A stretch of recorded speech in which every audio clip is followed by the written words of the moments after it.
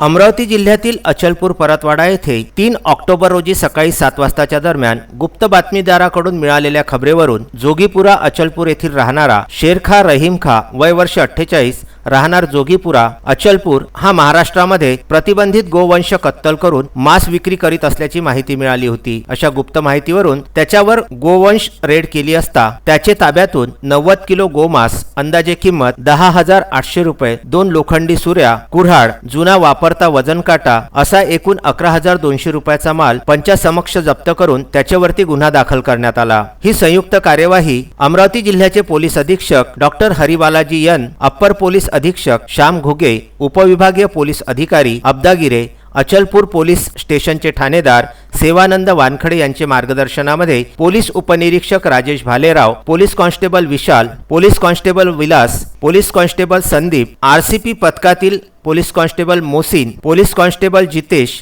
Police constable Khandare, police constable Nikhil यांनी केलेली आहे। या गुन्ह्याचा पुढील तपास ठाणेदार सेवानंद वानखडे यांच्या मार्गदर्शनामध्ये पोलीस उपनिरीक्षक राजेश भालेराव करीत आहेत। एसएन न्यूज नेटवर्क परतवाडा व विदर्भ न्यूज अमरावती करिता पंकज साबू यांचा हा वृत्तांत।